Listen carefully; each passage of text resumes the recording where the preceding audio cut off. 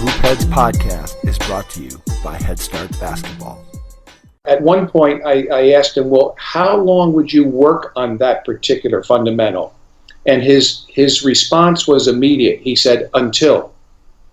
And once I went back to my hotel room and thought about that, that really is why Kobe is who Kobe is.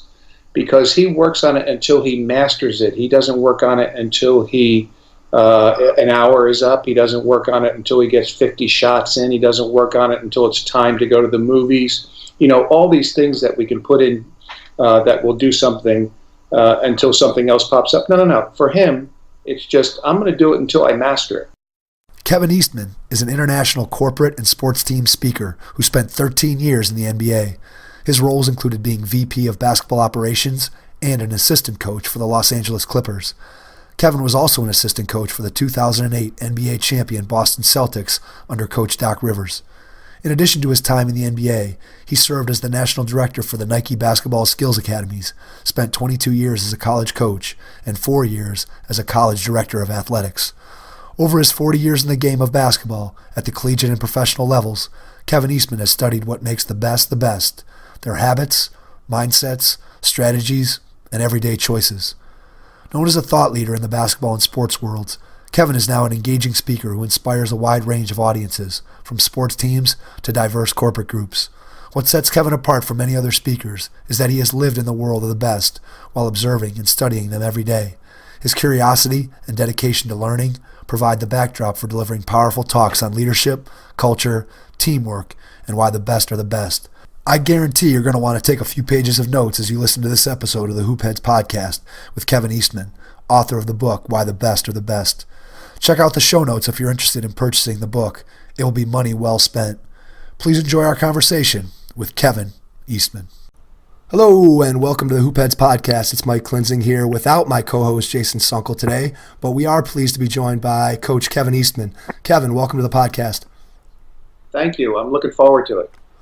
So we want to start by talking a little bit about your book, Why the Best Are the Best. And I'd like to begin by asking you how difficult it was to pare down your list of 25 power words that champions believe in. What was the process for coming up with those 25 words? Well, like any process, it started at the start, the seed of the thought to do something. And this book probably, even though I wrote it in a short period of time, I've probably written it in my head over 35 plus years in the game as a player and a coach. So the process itself started by, the more I thought about the best of the best and all the reading that I did, whether it be books, articles, watching YouTubes, watching interviews, or just sitting down with these people face to face and having a discussion, certain words and mindsets and habits were consistent across the board with all of the best of the best. So as I started to really think about that, I just sat down one day. I was actually in Oklahoma City. We were playing the Thunder. And I sat down and I wrote every word that I could think of that I've heard in all these interviews and discussions and whatnot, and books.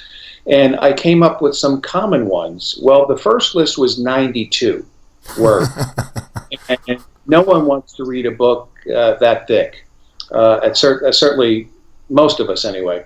So eventually I pared it down because some of them were similar, some of them were in the same family. So I pared it down to 25. And of course, there were always ones, even as I go back and look at the book now, should I have put this one in instead of that one? So that's kind of how I did it. And then the prompting of actually writing it came from my wife, Wendy, who had kind of been on me about, okay, you keep talking about this book. Why don't you just sit down and write it? So sometimes, I guess it's best to say that the best advice comes from real close to you. But because you hear that voice every day, maybe you don't pay attention to it as much. But in that particular case, she was right. And now, I've accomplished one of my life goals. What was the toughest omission? Which word was the one that was number 26 that you left out? Is there one that, you keep coming back to? You're like, oh, maybe that should have been the one that was in? Uh, well, I don't know that I have any order other than the first word, because my editor and publisher and I kept going back and forth. They kept wanting to put it in order. And I said, really, there's only one order, and that's what's the most important word of all success. And that is the word truth, which people can read about in the book. But probably there are two words that I really spent time thinking about whether I should put them in or not. I ended up not putting them in and tried to maybe incorporate them or weave them in at some level in the book.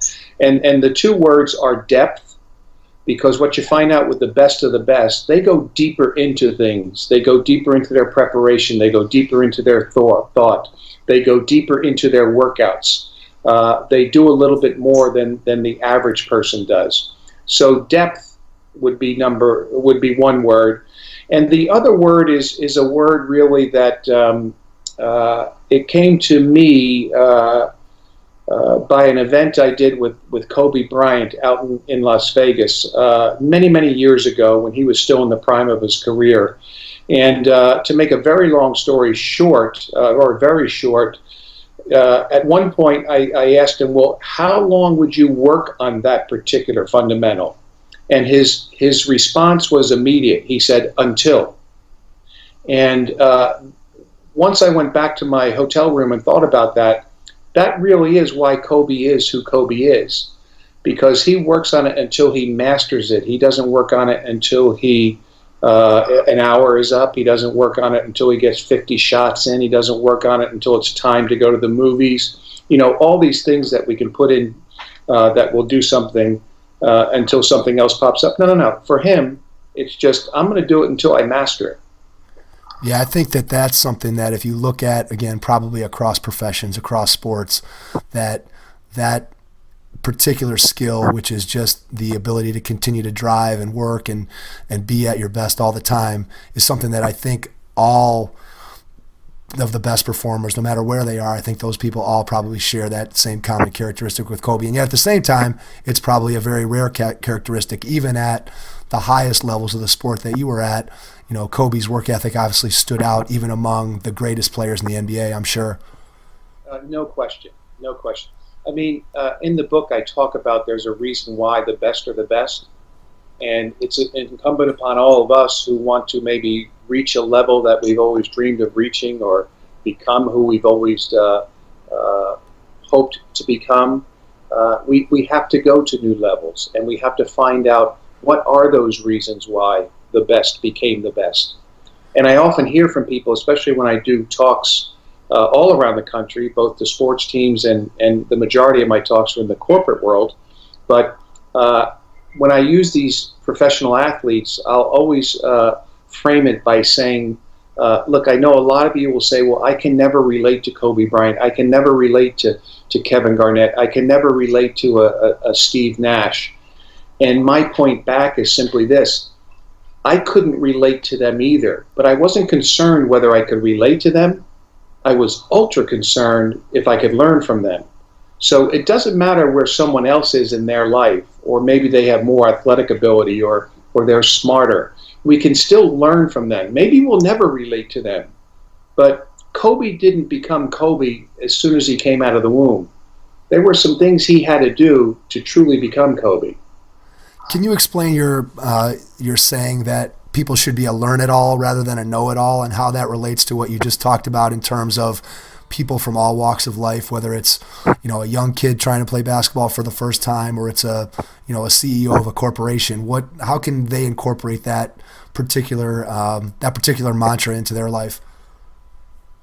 Well, I think there's two types of people in this world. There's two types of players in this world. When I speak in the corporate world on leadership, I'll always say there's two types of leaders in this world, and one usually survives and becomes successful, and the others just kind of phase out. And I believe, over my observations through my life, that the ones who continue to thrive and succeed at the levels they hope to succeed at, they are not know-it-alls. In fact, they're the complete opposite. They know that they don't know it all. but they're on a constant seek and find mission to find out what it is they don't know, and then to learn what it is that they don't know. So there are know-it-alls, and I don't think they succeed, and there are learn-it-alls, and they do succeed. And if you take any of the NBA All-Stars, let's just stay in my sport, all of them are very curious minds, especially when it comes to what do I need to learn, or what do I need to develop in my game to take my game up a little bit, just a notch. They know they can't jump with quantum leaps to a new level. It's just a slow progression of getting better each day. And really, that's the formula for success. It's not one pill that you take. It's how many days can you get a little bit better at what you do. And I think one of the main ingredients to doing that is to be on a constant seek and find mission to learn new things about your craft. We talked a little bit with Coach Showalter from USA Basketball about his work with some of the U16 and U17 high school kids that are some of the best players in the country.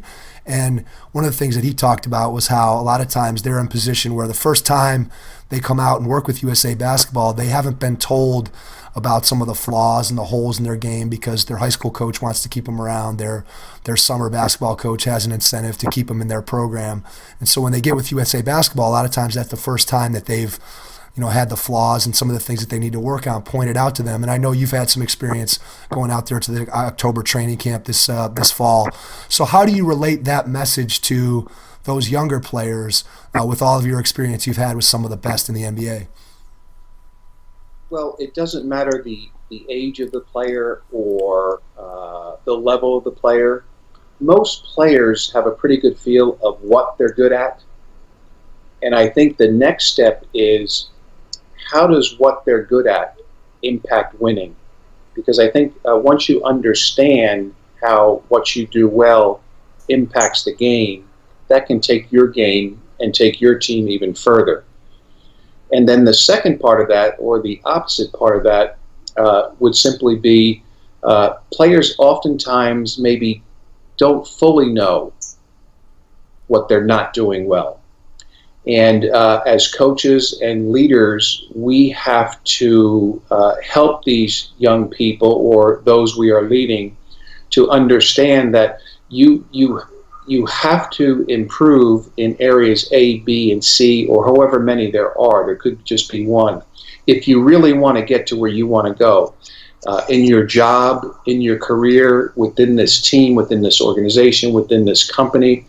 So we need to know why what we do well impacts our team and our environment and our organization. And then we need to learn what we don't do well in order to get to where we want to go. Is that why truth was the number one word in the book? That if you don't have those conversations as a coach or a leader, that you're really doing a disservice to the people that you're trying to lead? No question, as a leader, and you have to develop the relationships to the point that they're strong enough that they can withstand someone hearing the truth. Because as I often say, the truth needs three things. You need to be able to live it, you need to be able to tell it, and you need to be able to take it. And the one that you asked me about was number 3, the ability to take the truth. And I know the age-old wise saying goes that the truth hurts. But I think if you were to talk to the best of the best, they will tell you the complete opposite. The truth doesn't hurt. It actually helps. Now, it may embarrass us a little bit. It may turn our ears red. It may sting us for a moment of time. But ultimately, to get to where we want to go and to become who we've always dreamed of becoming, we have to know the truth of how to get there. And that plays back to the last question. You need to find out what you're not doing well, what's keeping you back, what's impeding your progress to ultimately reach the goals that you have set for yourself. Or if you're working in say the corporate world, maybe the goals that the company has put on you. So I think it's incumbent upon all of us who truly, truly, truly want to be successful that we take the truth in, and we take it in such a way that we're almost Velcro. It's going to stick, and we're going to work on it. How have you improved personally in your ability to deal with the truth over the course of your lifetime? Because I know that that's something that, again, for the average person, when we think about that, we sometimes get uncomfortable. We don't necessarily like to tell people what they're not doing well, and a lot of times it's also difficult for us to hear it. So how have you sort of transformed the way you look at the truth over the course of time, from when you were, let's say, a high school player until where you are now in your career? Yeah, I think it's all about resetting your mindset. So a reset of your mindset. It's how you look at things. And I can't tell you sitting here today on this podcast that I have it down 100% of the time. As a matter of fact, if Wendy were in here doing the podcast with me, or what, my wife, she would. You don't always hear the truth very well. I hear it. Sometimes I just don't react to it, I guess, is what I would say. But she's right. And I think it's just, you have to make a conscious decision. Do I really want to get there? Do I really want to reach that goal? Do I really want to become that person? Do I really want to become that player, that leader? And if that's true, then you can't just have interest in it. You must be committed to it. And part of that commitment has to be that you got to be willing to hear the truth about what's keeping you from getting there. Now, the best leaders in this world, they'll also tell you the truth in terms of what you're doing well and what we want you to keep doing, and how you're bringing value to our organization, and how you're impacting winning or impacting success. So the truth goes both ways. It's not always the negative things, especially from a leadership position. It's not just the negative things we need to point out or the areas of improvement. It's also letting our people know that we value what you bring to our company. Or in sports, we value what you bring to our team. So we want you to keep doing that. But now let's take it personal. To get to where you want to go with your career, these are 1, 2, or 3 things that we continue to need to develop. So one of the things you talked about in the book that I really liked is your concept of how to be the best inside of a room. Because I just took that and it really cemented something that probably I didn't do very well when I was younger, and I feel like I'm much better at it now. And can you explain a little bit about what you meant and go through those 5 pieces that it takes to be the best inside of a given room? Yeah, and I don't know which one particularly. Some people ask me to rank them. I don't know that I rank them as much as I try and challenge myself each and every room I walk into. Can I be the best in the room at the following things? Number 1, the most prepared person in that room. When I walk into that room, can I be the most prepared person in that room? Number 2 would be challenge myself to be the best listener in that room. Because Phil Knight, the founder of Nike, said something really profound at Nike at one point. Well, he said many profound things, but this one stuck for sure. The person who listens the best usually leaves the room with the most information. So I've always remembered that. The next thing I guess I would throw out there is to be the most prepared, the best question asker in the room. Because when you have the opportunity to ask questions, that's how you can clean up some things you were unsure of, or maybe even gain greater insight into something that was said. The next thing would be to be the best note taker in the room. So when I'm sitting down, I'm taking great notes so I can go back and review them for eternity, really. And then the last thing is I always want to be the most respectful person in the room. If someone is talking, let them finish. Rather than, I often say that listening is such a skill. And when I speak to corporations on the topic of leadership, it's one of the things that we spend maybe a little bit more time on than some other things relative to what are the characteristics of great leaders. But I often ask this question, do you listen to respond, or do you listen to understand? And to me, the latter is the most important characteristic of listening. Listen to understand, and that also bleeds right into what we're talking about here. When you do that, you are respecting the person that currently has the floor, currently is speaking, and you want to understand them so that you can either reply to them, ask them a question, go deeper into that topic. But the fact of the matter is, you respect them and you don't butt in to what they're saying. Yeah, I love all 5 of those from a standpoint of, obviously it's tremendous value for anybody who's a basketball coach or somebody who's a leader in the business world. But one of the things that I found it most valuable for, besides just myself, is to be able to share that with my own kids and just talk about how important those things are.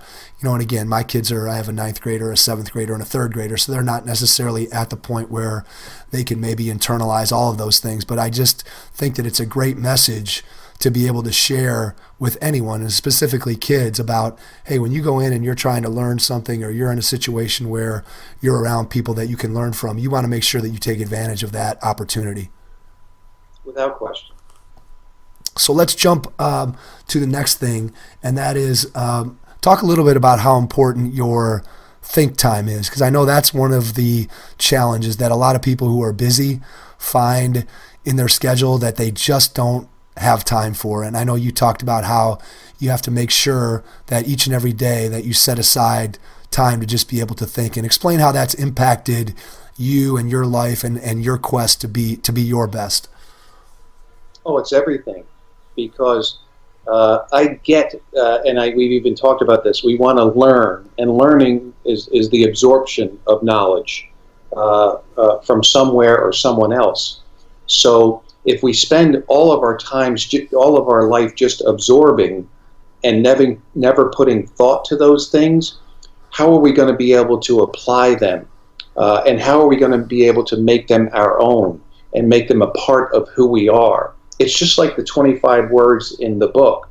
They may not necessarily be your words, or people who are listening, if they decide to do this, their words. But whatever words you choose, you have to put great thought to them so that they become not just words in your vocabulary, but they become words and thoughts and phrases and strategies that become how you live. It becomes who you are. So for me, I often say this. People always say to me, well, I can't find the time to get all this stuff done. And I can honestly tell them, well, no one finds the time. It's not there. You can look under your bed every morning. It's not going to be there. You can look in the bathroom. It's not going to be there. Oh, yeah, I left it in the car last night when I came and parked in the garage, and you find out it's not there. To get to where you want to go, to really solidify things in your mind, you can't find time. You have to make time. You have to make time. And sometimes that means, like this morning, I got up at about 4:20 because I had some extra reading I wanted to do. I had some other things that maybe take me away from my normal daily routine. So I wanted to make sure that because the reading is really important to me, and I read 2 hours every single day, minimum 2 hours every single day, so that I can continue to stay alert at all. So, we're all on a seek and find mission. But the average person can seek things out and find some things and maybe go to a seminar or go to a talk I give, and they can take notes. But if that's all they do and then they put them in a file and never do anything else about it, they'll never get to where they want to go. You see, the average and even the good people, they are on that seek and find mission. But where you can separate yourself to really become who you've always wanted to become and to reach those goals, where you separate yourself is not just seeking knowledge, but it's also being on a seek and find mission, but it's also thinking and applying, thinking about what you heard, thinking about what you learned, internalizing it so it becomes a part of who you are, and then applying it, because not everything we hear is going to fit us. I read so many more words than I actually put into my life, because it just doesn't apply to me. So, and the other thing, really what we're talking about here is what I call my personal success plan.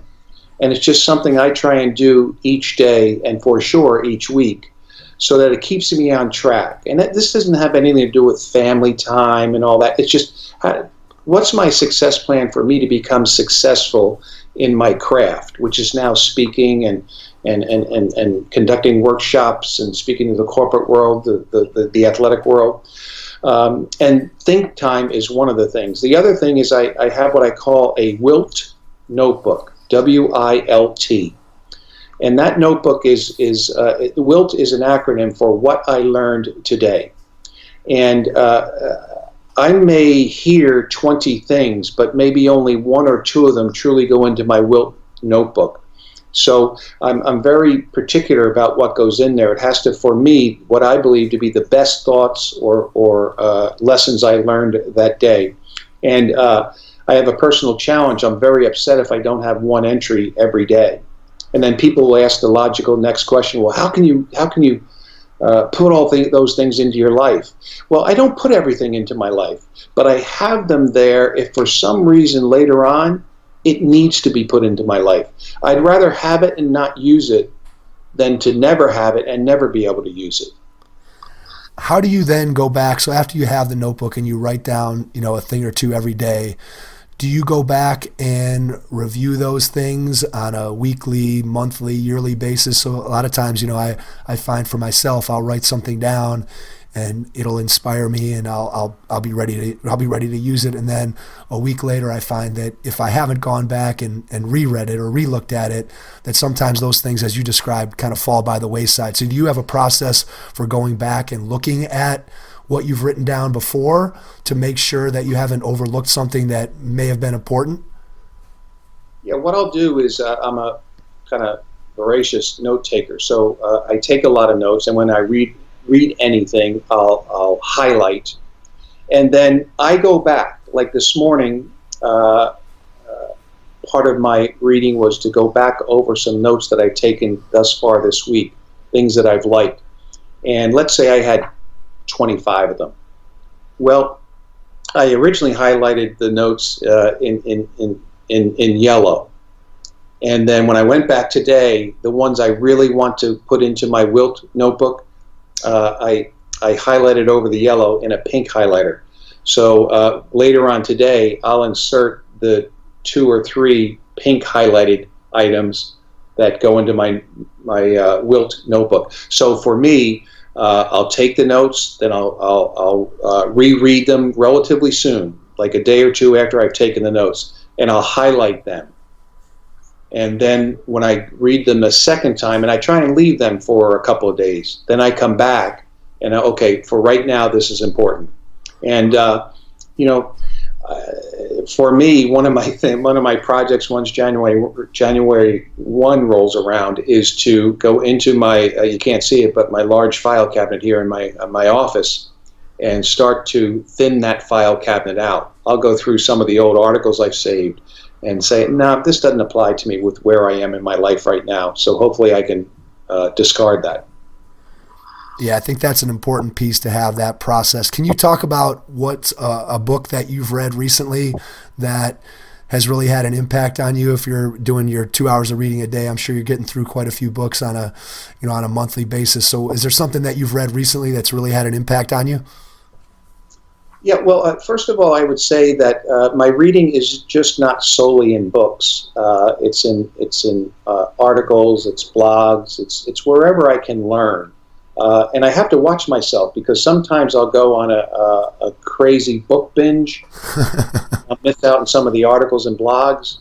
A good friend of mine, his name is George Raveling, who in the basketball world just about everybody knows, but very well respected, one of the most powerful people in our sport. And he's now devised a reading plan where he's going to, throughout the week, get X amount of hours on article reading, X amount of hours on blog reading, and X amount of hours on book reading. And I'm not that detailed just yet, but the book I just finished was The Obstacle is the Way by Ryan Holiday. And it basically talks about that failures, mistakes, obstacles, your mindset should be such that it's not an impediment to get you where you want to go. It's actually the way you most fruitfully get to where you want to go.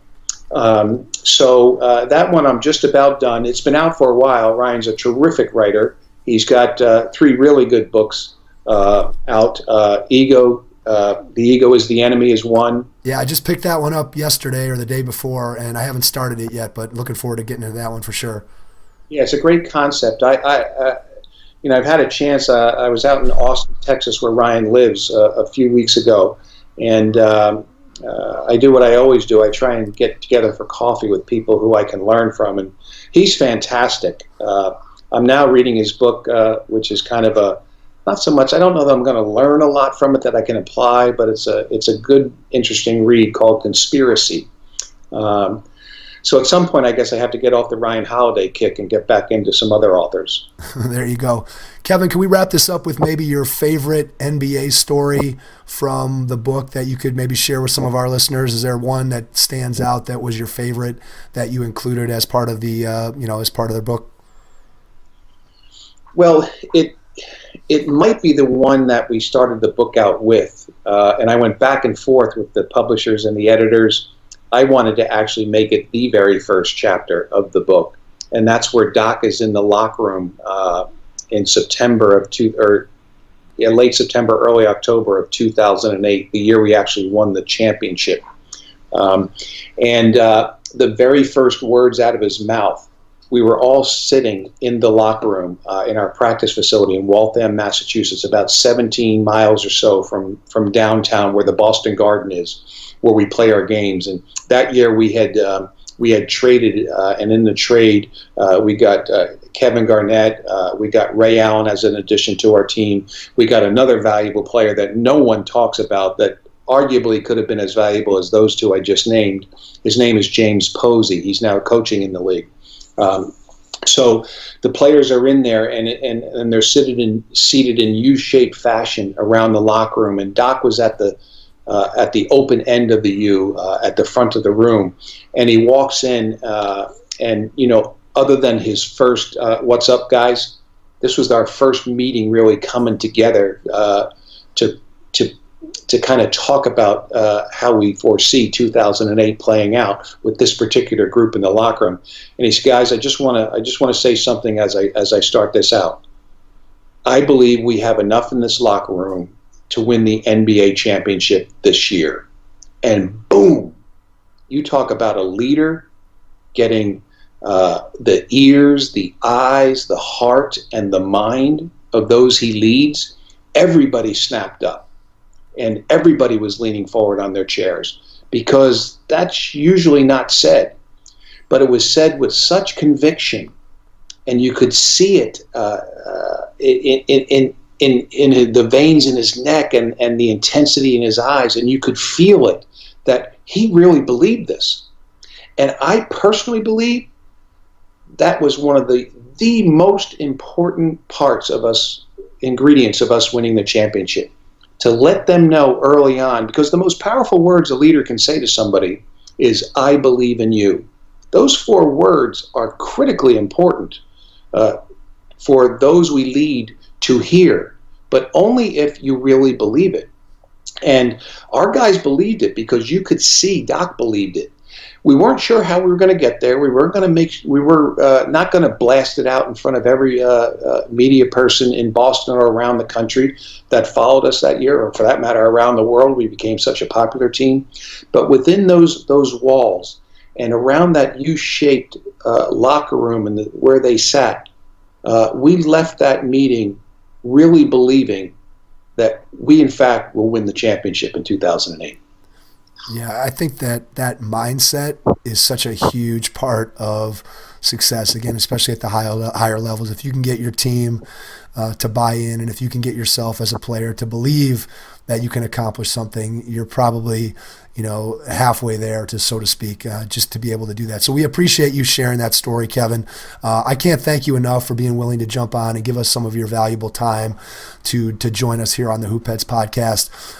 We really I had a great time talking with you. I love your book.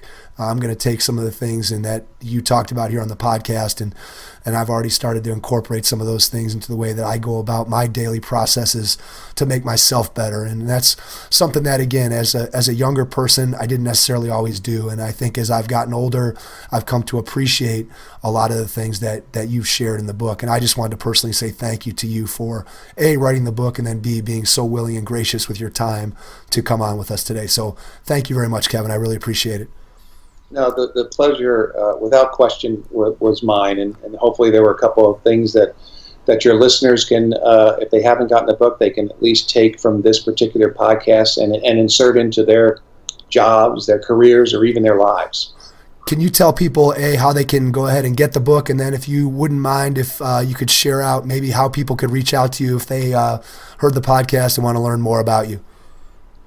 Yeah, well, the easiest way to do both probably is to go to our website, and that's kevineastman.net, EASTMAN. So kevineastman.net, and I'm always open to receiving emails. I used to say I'll get back to people in 24 hours, but I'm kind of getting a few more than I maybe thought I would. So I've now bumped that to 72 hours. But I get back to people, and that's Kevin@kevineastman.net. Kevin, thank you so much. We really appreciate it. To everyone out there, thanks for listening, and we will catch you on our next episode. Thanks. If you're enjoying the Hoopheads podcast, please think about leaving us a rating and review in iTunes or wherever you listen to the podcast. It would really help us to grow our audience and get people out there to be able to find the show a lot easier. We appreciate your help, and if you wouldn't mind, please make that rating 5 stars. If you're looking for a great way to spend the holidays playing some basketball, please join us at one of our Head Start Basketball holiday camps on December 27th and 28th, 2018. We'll have a camp at Hoop Guru Courthouse in Hinckley and also at St. Paschal Baylon School in Highland Heights.